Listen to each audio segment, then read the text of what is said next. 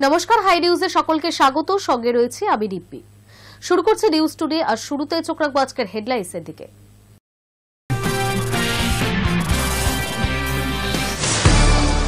বিহারে আবারও সাফল্য এনডিএ জোটের। আবারও মুখ্যমন্ত্রী হচ্ছেন নীতিশ কুমার। গতবারের থেকেও বেশি আসন জিতে ক্ষমতায় আসতে চলেছে এনডিএ জোট।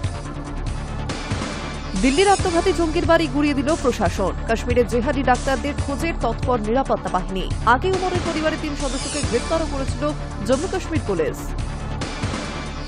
জনতার চাপ, যোগাযোগের সুবিধার কথা মাথায় রেখে ফের শহর কলকাতা ও সংলগ্ন শহরতলি এলাকায় মেট্রো পরিষেবায় নতুন খবর।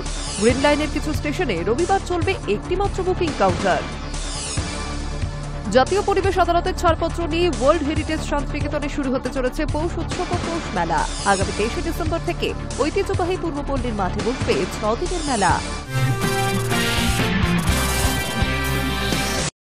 মধ্যবিত্তের পকেটে স্বস্তি দিয়ে হঠাৎই কমল মূল্যবৃদ্ধির হার। অক্টোবরে মূল্যবৃদ্ধির হার হয়েছে 0.25%। বিশেষজ্ঞরা মনে করছেন জিএসটি কমার পর থেকে পুরো এক মাস সময় পেরিয়েছে, তারই প্রভাব দেখা গিয়েছে। মধ্যবিত্তের পকেটে স্বস্তি দিয়ে হঠাৎ কমল মূল্যবৃদ্ধির হার। অক্টোবরের মূল্যবৃদ্ধির হার হয়েছে 0.25%। বিশেষজ্ঞদের ধারণা, খাদ্যদ্রব্যের দাম কমা এর পিছনে মূল কারণ। কনজিউমার প্রাইস ইন্ডেক্স বা সিপিআই অনুযায়ী মূল্যবৃদ্ধির হার রিজার্ভ ব্যাংকের ভাবনার তুলনায় অনেকটা কম। সরকারি তথ্য বলছে, সেপ্টেম্বরে সিপিআই ছিল 1.54%, যা অক্টোবরে হয়েছে 0.25%। বিশেষজ্ঞরা মনে করছেন, জিএসটি কমার পর থেকে পুরো এক মাস সময় পেরিয়েছে, তারই প্রভাব দেখা গিয়েছে। জিএসটির হার কমায় বহু জিনিসের দামও কমেছে। অক্টোবরে খাদ্যদ্রব্যের মূল্যবৃদ্ধির হার হ্রাস পেয়েছে। সেপ্টেম্বরে হ্রাসের সংশোধিত হার ছিল 2.33%। অক্টোবরে তা হয়েছে 5.02%। সবজির দাম 27.57% কমেছে। এক মাস আগে পতনের হার ছিল 21.38%। বিশেষজ্ঞদের ধারণা, মুদ্রাস্ফীতি কমার প্রভাব সরাসরি পড়বে মধ্যবিত্ত মানুষের বাজেটের উপর। এর ফলে মানুষ খরচ করতে আরও উৎসাহী হবে। সরকারের আশা, এর ফলে সামগ্রিক জিডিপি বৃদ্ধির হারও বাড়বে। Hi news network. Pandit Jawaharlal নেহরুর জন্মবার্ষিকীতে তাকে প্রণাম জানিয়ে সামাজিক মাধ্যমে পোস্ট মুখ্যমন্ত্রী মমতা বন্দ্যোপাধ্যায়ের। শিশু দিবসে ছোটদের জীবনে উন্নতি কামনা করে তিনি লিখেছেন, শিশুরাই আগামী দিনের আলো। পণ্ডিত জওহরলাল নেহরুর জন্মবার্ষিকীতে তাকে প্রণাম জানিয়ে সামাজিক মাধ্যমে পোস্ট মুখ্যমন্ত্রী মমতা বন্দ্যোপাধ্যায়ের। পাশাপাশি শিশু দিবসে ছোটদের জীবনে উন্নতি কামনা করে তিনি লিখেছেন, শিশুরাই আগামী দিনের আলো। তিনি এক্স হ্যান্ডেলে লেখেন, দেশের প্রাক্তন প্রধানমন্ত্রী জওহরলাল নেহরুর জন্মদিবসে তাকে জানাই আমার সশস্ত্র প্রণাম। প্রাক্তন প্রধানমন্ত্রী নেহরুর জন্মদিনেই দেশ জুড়ে পালন করা হয় শিশু দিবস। সেই শিশুদেরই শুভেচ্ছা জানিয়ে পোস্ট করেছেন মুখ্যমন্ত্রী মমতা বন্দ্যোপাধ্যায়। তিনি লিখেছেন, শিশুরাই আগামী দিনের আলো। শিশু দিবসে সকল শিশুকে জানাই আন্তরিক প্রীতি, শুভেচ্ছা ও অভিনন্দন। তাদের সুন্দর জীবনের অনেক উন্নতি হোক। উল্লেখ্য, মুখ্যমন্ত্রী মমতা বন্দ্যোপাধ্যায় নিজেও শিশুদের ভালোবাসেন। বিভিন্ন কর্মসূচি, প্রশাসনিক বা রাজনৈতিক সভাতে অনেকবার তাকে শিশুদের কোলে নিয়ে আদর করতে দেখা গিয়েছে। তাছাড়াও তিনি বিভিন্ন সভায় অনেকবার বলেছেন, শিশুরাই দেশের ভবিষ্যৎ। Hi news Network. জনতার চাপ, যোগাযোগের সুবিধার কথা মাথায় রেখে ফের শহর কলকাতা ও সংলগ্ন শহরতলি এলাকার মেট্রো পরিষেবায় নতুন খবর। গ্রিন লাইনের কিছু স্টেশনে রবিবার চলবে একটিমাত্র বুকিং কাউন্টার। জনতার চাপ, যোগাযোগের সুবিধার কথা মাথায় রেখে ফের শহর কলকাতা ও সংলগ্ন শহরতলি এলাকার মেট্রো পরিষেবায় নতুন খবর। গ্রিন লাইনের কিছু স্টেশনে রবিবার চলবে একটিমাত্র বুকিং কাউন্টার। কলকাতা মেট্রোর তরফে জানানো হয়েছে, আগামী রবিবার থেকে গ্রিন লাইনের 4 স্টেশনে খোলা থাকবে একটি করে বুকিং কাউন্টার। দিনের সবথেকে গুরুত্বপূর্ণ সময়ে এই কাউন্টারে টিকিট পাওয়া যাবে বলে জানানো হয়েছে। গ্রিন লাইনের সেন্ট্রাল পার্ক, সিটি সেন্টার, মহাকরণ এবং এসপ্লানেড মেট্রো স্টেশনগুলিতে এই ব্যবস্থা চালু করা হবে। পরীক্ষামূলকভাবে এই স্টেশনগুলিতে আগামী রবিবার থেকে কম গুরুত্বপূর্ণ সময়ে একটিও বুকিং কাউন্টার খোলা থাকবে না। অর্থাৎ স্টেশনে গিয়ে কাউন্টারের লাইন দিয়ে নতুন টোকেন কেনা, নতুন স্মার্ট কার্ড নেওয়া অথবা স্মার্ট কার্ড রিচার্জ করা যাবে না। কিন্তু দিনের ব্যস্ত সময় একটি করে কাউন্টার খোলা রাখা হবে এই সব কাজের জন্য। মেট্রোর তরফে জানানো হয়েছে, নতুন ব্যবস্থায় যাত্রীরা তাদের স্মার্টফোনের সাহায্যে আমার কলকাতা মেট্রো অ্যাপ ব্যবহার করে যাত্রার জন্য টিকিট কাটতে পারবেন। সেখানে কিউআর কোড সহ টিকিট পাওয়া যাবে, পাশাপাশি স্মার্ট কার্ডও রিচার্জ করতে পারবেন তারা। এর পাশাপাশি স্টেশনে থাকা automatic smart card recharge machine থেকে যাত্রীরা নিজেদের স্মার্ট কার্ড রিচার্জও করতে পারবেন। এই কারণে নির্দিষ্ট এই 4টি স্টেশনে ইতিমধ্যেই ASCRM মেশিন বসানো হয়েছে। যাত্রীরা এই মেশিনগুলিতে ইউপিআই ব্যবহার করেও টিকিট কিনতে পারবেন। কিছুদিন আগেই ব্লু লাইনে গেটের ভোল বদলে ফেলার সিদ্ধান্ত হয়েছে। পাল্টাচ্ছে দক্ষিণেশ্বর শহীদ ক্ষুদিরাম মেট্রো পথের স্বয়ংক্রিয় গেট। নতুন কিউআর কোড যুক্ত কাগজের টিকিট চালুর পর থেকেই শহরের লাইফ লাইনের যাত্রীদের ঢোকা বেরোনোর পথে সমস্যা হচ্ছিল। তাড়াহুড়োয় অনেক ক্ষেত্রে খুলতে চায় না গেট। তাছাড়াও বহু গেটেরই বেহাল অবস্থা। তাই গোটা মেট্রো পথের সমস্ত স্বয়ংক্রিয় গেট বদলে ফেলা হচ্ছে। ইতিমধ্যেই দরপত্র আহ্বান করা হয়েছে। Hi news Network.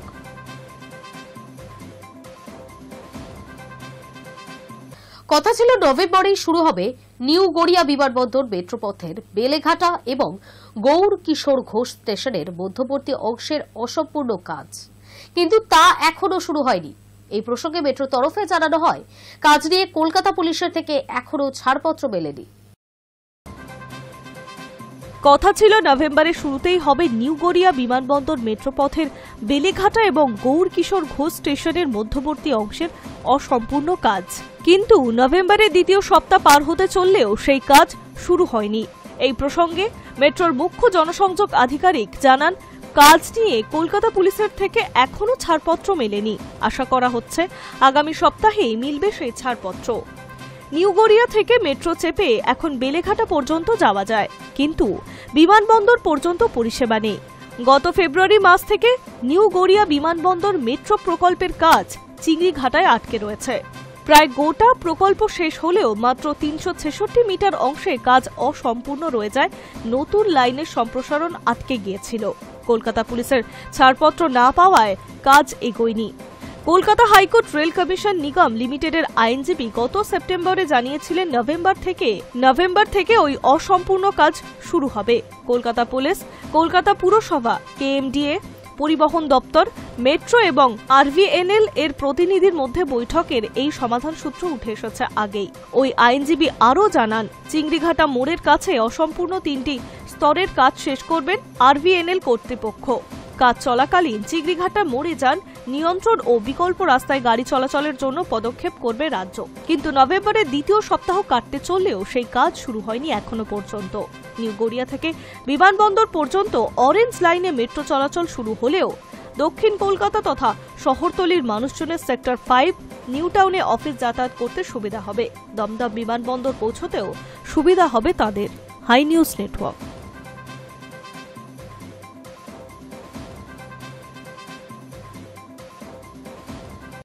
রক্ষণাবেক্ষণের কাজের জন্য ফের বন্ধ দ্বিতীয় হুগলি সেতু।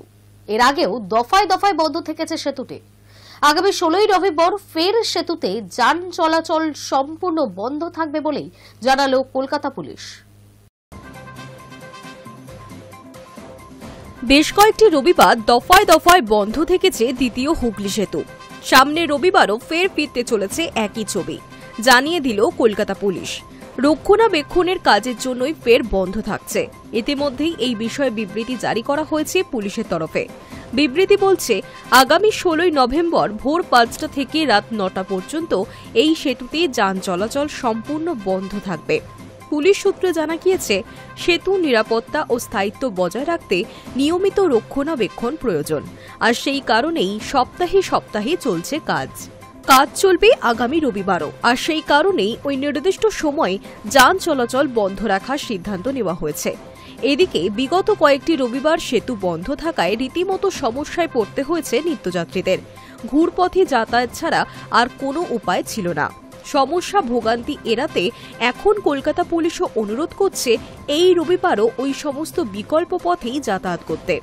এদিকে বিগত কয়েক সপ্তাহে কখনো 8 ঘন্টা কখনো 16 ঘন্টা পর্যন্ত বন্ধ থেকেছে দ্বিতীয় হুগলি সেতু। ফলে একাধিক রুটে এসেছে বদল। খিদিরপুরের দিক থেকে সিজিআর রোড ধরে যে সমস্ত গাড়িগুলির বিদ্যাসাগর সেতুতে ওঠার কথা ছিল সেগুলিকে হেস্টিং ক্রসিং থেকে বাম দিকে ঘুরিয়ে সেন্ট জর্জেস গেট রোডের দিকে নিয়ে যাওয়া হয়। ওখান থেকে স্ট্রান্ড রোড ধরে হাওড়া ব্রিজ। অন্যদিকে কোলাঘাট কিংবা ডানকুনির দিক থেকে কলকাতাগামী গাড়িগুলিকে নিবেদিতা সেতু দিয়ে ঘুরিয়ে দেওয়া হয়।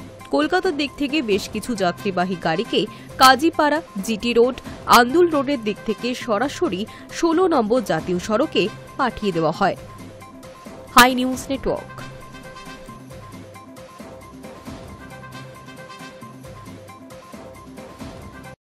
শেষ পর্দা নামল 31তম কলকাতা আন্তর্জাতিক চলচ্চিত্র উৎসবের। উৎসবের শেষ দিনে ফের একবার পা রাখলেন মুখ্যমন্ত্রী মমতা বন্দ্যোপাধ্যায়। মঞ্চে উপস্থিত ছিলেন বাংলা সিনেমার বহু তারকারা। এদিন competition on Indian documentary films বিভাগে সেরা ছবির সম্মান পেল বিজয় যাপনের পটকথা। শেষ পর্দা নামল 31তম কলকাতা আন্তর্জাতিক চলচ্চিত্র উৎসবের।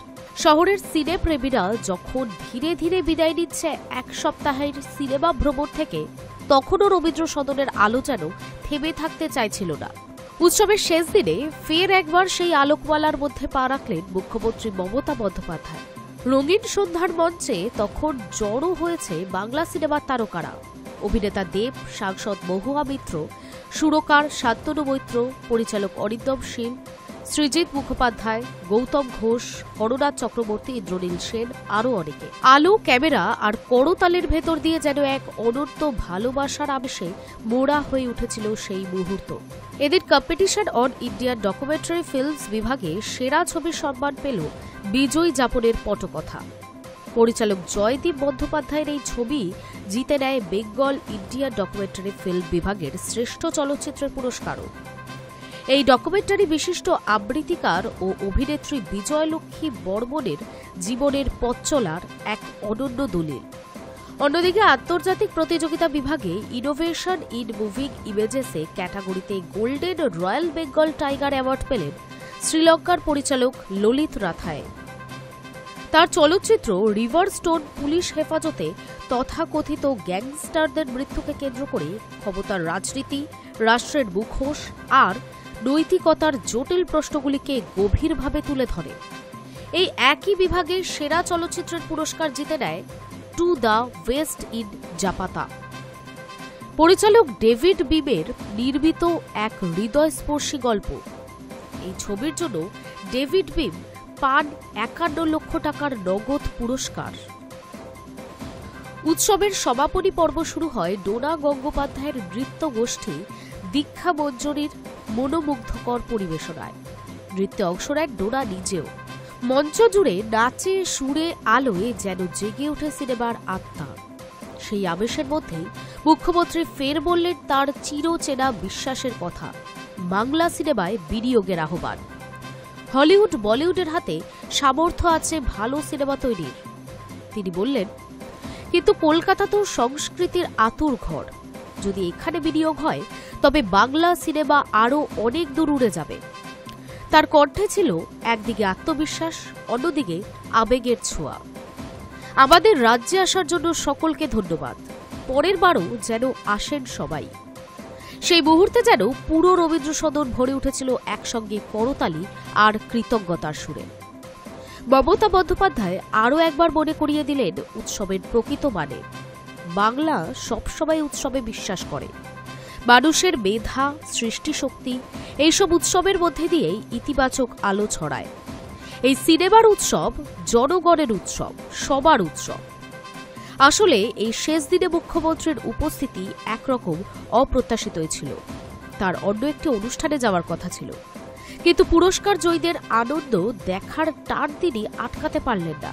তাই নিজের ব্যস্ততার ফাঁকেই এসে পৌঁছালেন রবীন্দ্র সদনে, শুধু সেই গর্বিত মুখগুলির হাসি দেখতে। Hi news network.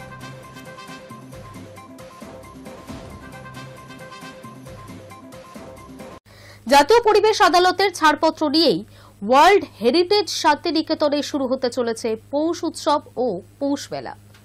বিশ্বভারতী কেন্দ্রীয় কার্যালয়ের তরফে জানানো হয়েছে, আগামী 23 ডিসেম্বর থেকে ঐতিহ্যবাহী পূর্বপল্লীর মাঠে বসবে 6 দিনের মেলা।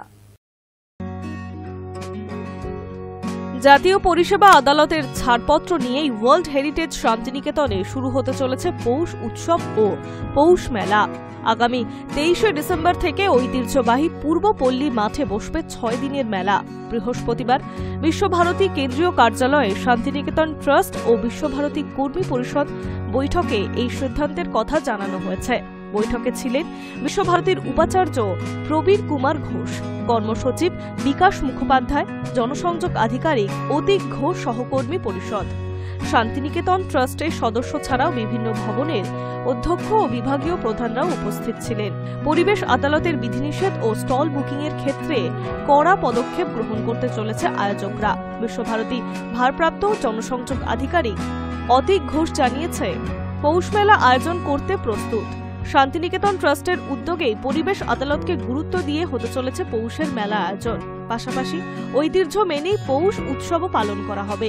6 দিনের মেলা হবে বলে সিদ্ধান্ত নেওয়া হয়েছে।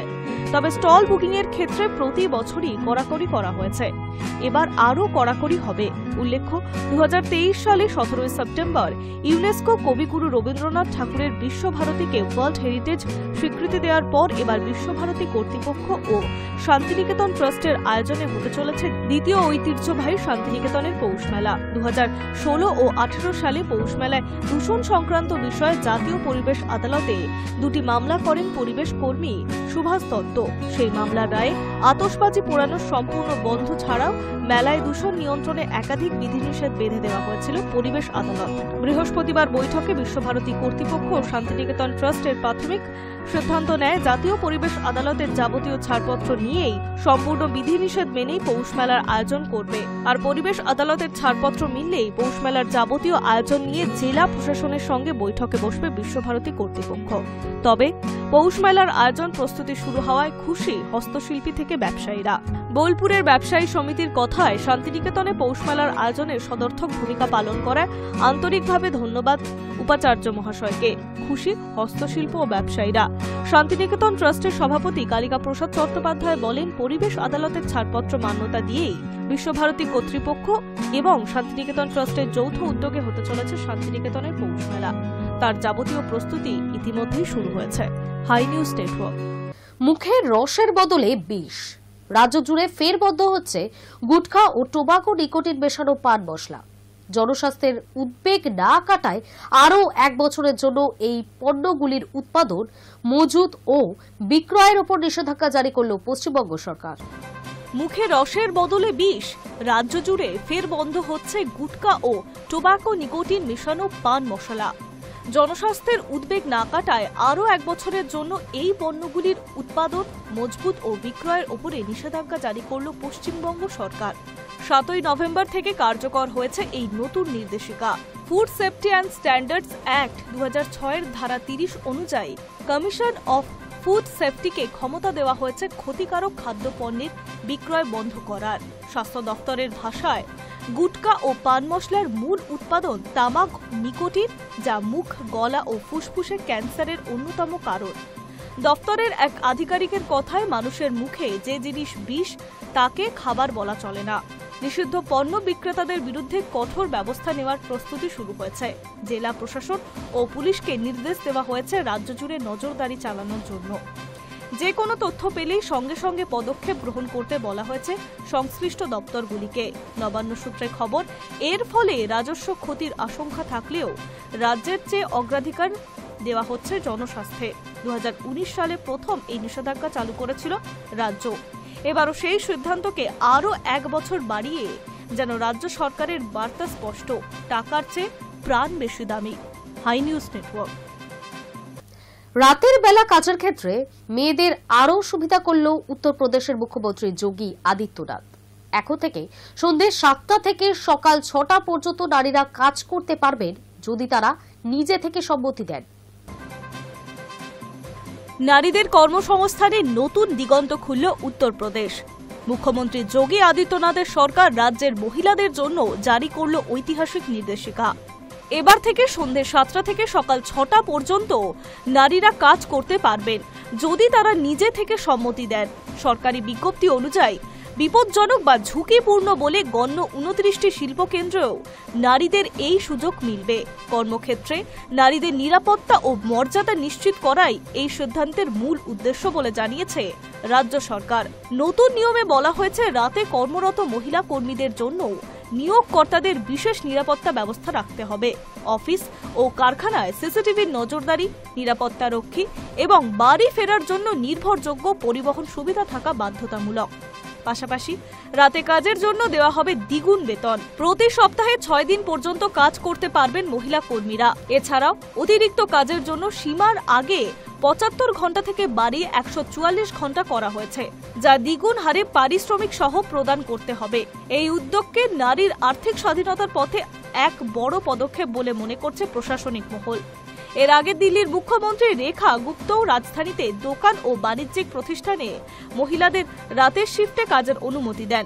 তিনি বলেছিলেন, মহিলারা রাত 9টা থেকে সকাল 7টা পর্যন্ত কাজ করতে পারবেন না। এই ধারণাটা বহু পুরনো। আমরা সেই বাধা ভেঙেছি। এখন তারা নিজের সুবিধা মতো, সময় মতো বেছে নিতে পারবেন তারা কোথায় কাজ করবেন। উত্তরপ্রদেশের যোগী সরকার এই উদ্যোগকেও একই দিকে গুরুত্বপূর্ণ দিলেন। অগ্রগতি যেখানে নারীর নিরাপত্তা ও সমান সুযোগকে একই সঙ্গে গুরুত্ব দেওয়া হয়েছে। সম্প্রতি পশ্চিমবঙ্গে পরপর এমন কিছু ঘটনা ঘটেছে যা নারী নিরাপত্তা নিয়ে বহু প্রশ্ন তুলেছে। বিশেষ করে আরজিকর হাসপাতালের ঘটনার পর থেকে তো এই ইস্যুতে চাপ বাড়ছে রাজ্য সরকারের। রাতের শহরের নিরাপত্তা বাড়াতে একাধিক পদক্ষেপ নেওয়া হলেও তা বাস্তবে যে খুব একটা কার্যকর হয়নি তার প্রমাণ অনেক ক্ষেত্রেই পাওয়া গেছে। সেদিক থেকে উত্তরপ্রদেশ সরকার এই পদক্ষেপ বাংলা সরকারকে যে খোঁচা দিল তা মনে করছে অনেকেই। Hi news network.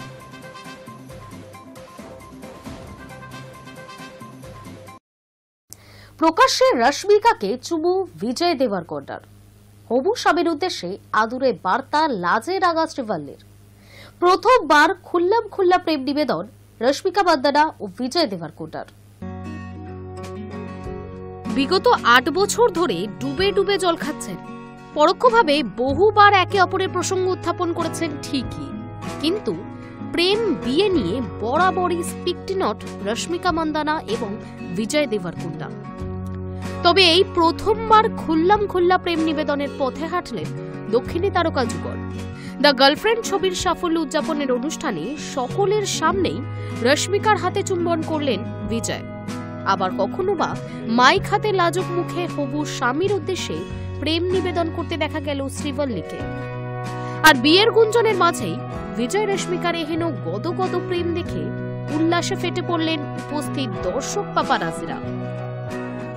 সম্প্রতি হায়দ্রাবাদে সদ্য মুক্তিপ্রাপ্ত দ্য গার্লফ্রেন্ড সিনেমার সাকসেস পার্টি অনুষ্ঠিত হয়। সেখানেই বিজয়কে নিয়ে মন খুলে কথা বলেন রশ্মিকা মান্দানা। কারণ এই সিনেমার প্রথম দিন থেকেই অভিনেত্রীর পাশে রয়েছেন তার সুপারস্টার প্রেমিক। সেই কথা বলতে গিয়ে বিজয় দেবরকোন্ডাকে নিজের জীবনের আশীর্বাদ বলে উল্লেখ করলেন রশ্মিকা।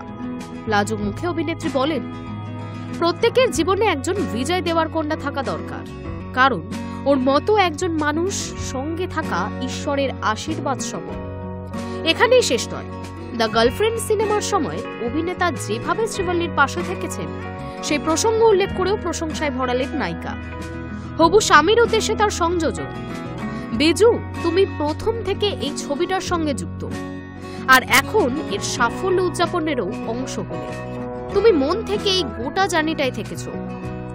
বিয়ের গুঞ্জনের মাঝেই তারকা জুটের এহেন প্রেমালাপ আপাতত বিনোদুনিয়ায় চর্চায়।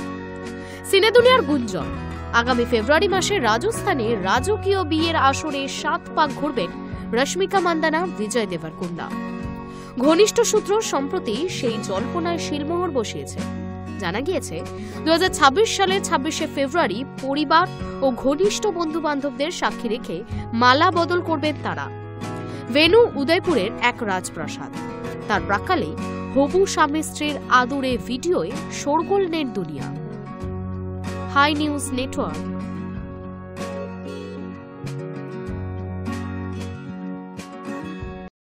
নিউজ টুডে এখনকার মতো এই পর্যন্তই। বিভিন্ন খবরের সাথে আপডেট থাকতে চোখ রাখুন হাই নিউজে। নির্ভীক, নিরপেক্ষ।